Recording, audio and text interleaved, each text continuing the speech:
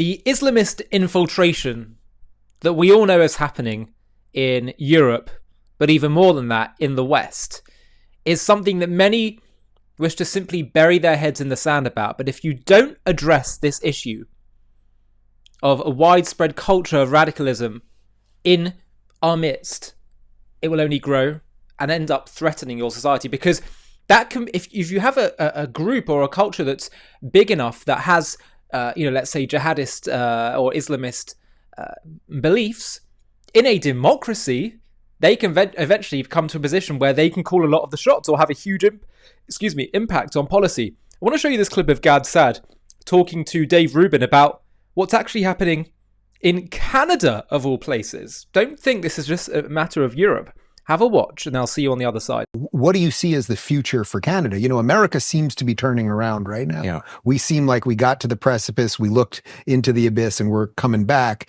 I don't see that moment for you guys just yet. You're exactly right. You really needed a cataclysmic figure like Donald Trump to be able to turn things around.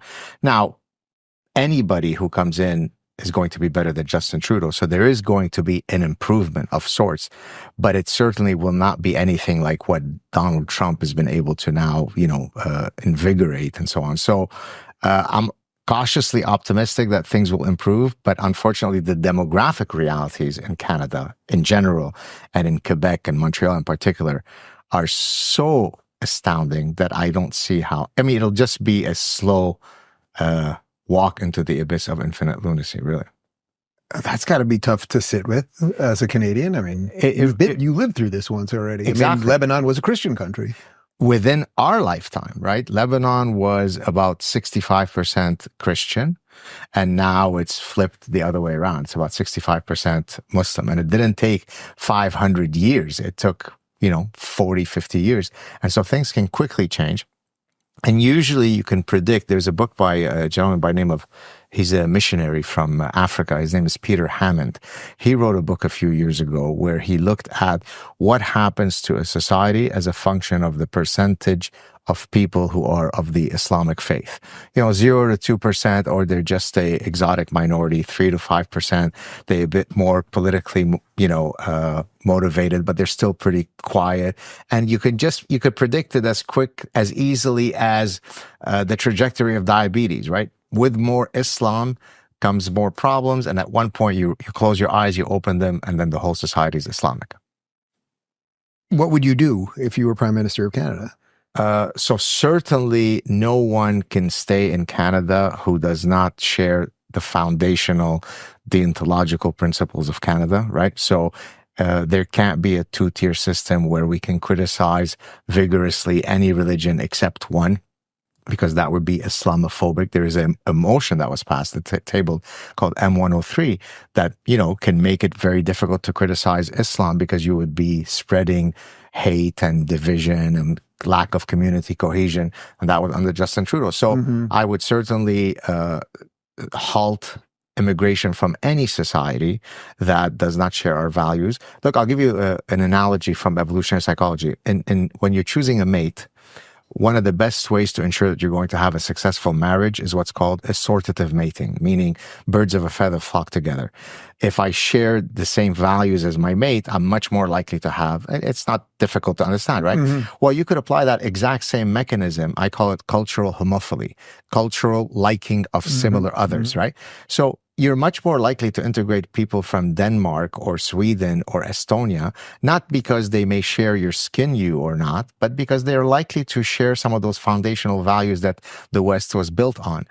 Regrettably, many other societies don't. And so I would certainly reduce that greatly, and I would very vigorously deport anyone who adheres to those kinds of antithetical principles. Do you think the average Canadian is just kind of sitting around like, Trump save us at this point? I mean, Trudeau showed up to Mar-a-Lago just a couple days ago and basically kissed the ring, and now it sounds like even he's going to do something as it pertains to the border and everything else. I hate to say this because I like to always be smiling and optimistic, but I also like to be truthful. Yeah. I'm not very optimistic for the following reason. So I can walk in my neighborhood in Montreal, which is there are a lot of Jews. There are a lot of people who support my message, who'll come up to me, who are fans. Dear Dr. Saad, I love you for reasons X, Y, Z. The next question I ask him, do you mind if I ask who you vote for? Oh, I voted for the Liberal Party. Yeah. So that disconnect, I love you, Dr. Saad, but I voted for the Liberal Party, and I will continue to do so for the next 17 generations. And there will never be any autocorrection in my political voting behavior.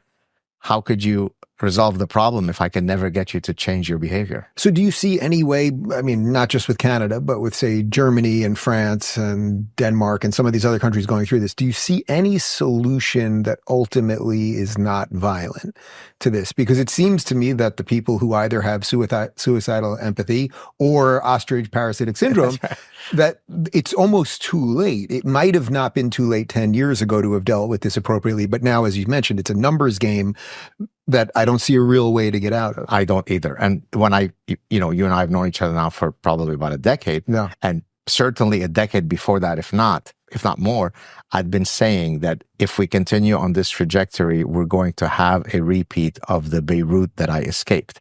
And people would say, that's such an exaggeration. That's so hyperbolic. That's so silly. I understand you had, this childhood trauma. Don't project it onto the West. It'll never happen. Well, you have to have the imagination to be able to extrapolate these patterns, right? It won't happen next year. It won't happen in 10 years, but give it enough time and it has to happen. There's no right? So we won't amputate your legs the first day you get diabetes, but let it rage far enough and it will lead to the amputation of your limbs. That's what's going to happen. So what do you make about what happened here in America? Because again, I think we really looked at the abyss and decided not to do it. I think that's really what this election was. So I'm very optimistic that, of course, I'm elated that Trump won. But right away, I started warning people, don't be complacent, because that could just be a little bleep. But then the wokester come back even stronger than ever before. So it took about 50 to 100 years for many of these cultural values to lead us to where we were. Hopefully, it won't take 50 to 100 years to reverse them, but it won't begin and end with Trump. So there you have it. Chilling and sobering words from Gad Saad, who has seen this, as he said, happen in Lebanon firsthand. And, I think he's utterly right to say that in a society, in a country, you need to have people signed up to a certain set of values. Otherwise, you're going to have total disintegration.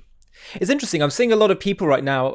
There's a debate on the conservative right in America between people like, let's say, Ben Shapiro, who's saying, those who are saying we should have unity with all the people on the right, even if they are, let's say, have very different views on foreign policy or on anti-Semitism. Let's say some support anti-Semitism, shockingly, and they say we have to unite regardless. Our battles are bigger than that. He said, "Sorry, actually, I think there should be, when you have unity, it's got to be based on certain values that we can all agree on. And yeah, there can be differences once you start from have the bedrock of those values."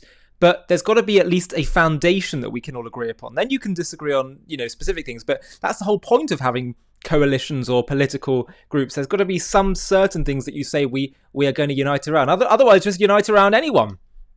And then there are others on the other side who are saying, no, we just unite because we are conservative and that's the end of the story. And Ben Shapiro's kind of pushing back and saying, no, you have to define your terms.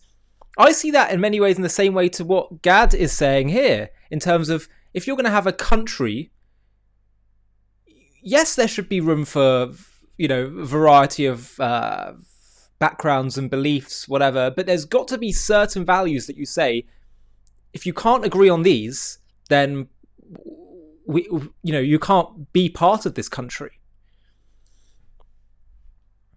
It's funny, some people actually often point to Israel on the right in particular, and people like Gad Saad and others. In fact, actually, you'll have some people who aren't Jewish. I'm pretty sure Gad is, but let's say you have people who aren't, and then you have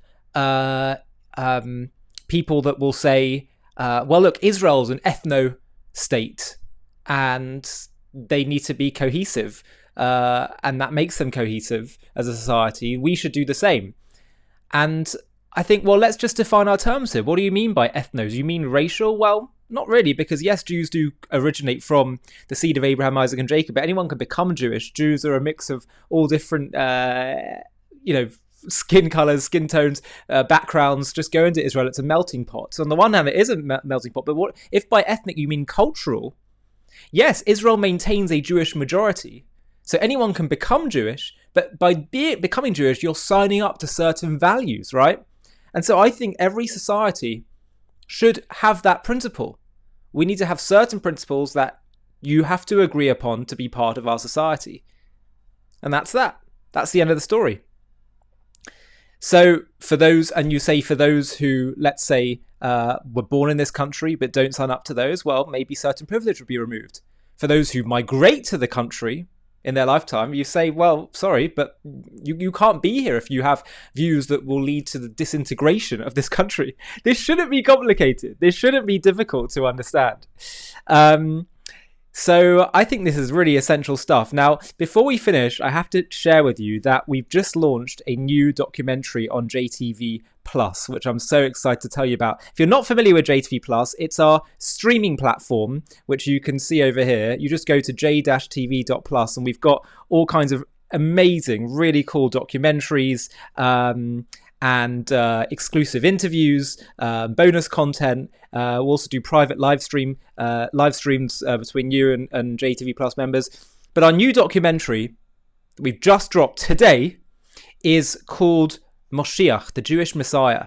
And it's all about the question of, from the Jewish perspective on the Messianic era, it's what he will do, how the future will look from a Jewish perspective, and why his coming is very close. Certainly from a Jewish perspective. Have a watch of our trailer, and if you want to watch it, the full thing, just click on the link in the video description. For thousands of years, the Jewish people have carried a promise that history is not a random cycle, that suffering and darkness and exile are not the end of the story, that one day the world will be redeemed and the Messiah, the Moshiach in Hebrew, will come. But what does that actually mean? Who is Moshiach? When will he come? How will we know he's real? Why would God design a world that waits so long for redemption in the first place? And what will life feel like after he comes? With AI and machines beginning to replace work, maybe we're already catching a glimpse. But then what will we do with our days? The prophets spoke of that world long ago. In this groundbreaking JTV Plus documentary, we uncover the truth about the Jewish vision of the Messiah, who he is, why it matters, and why his coming could be closer than you think. Join us as we reveal the truth about history's most anticipated figure. To watch this JTV Plus documentary and access much more premium content, click on the link in the video description.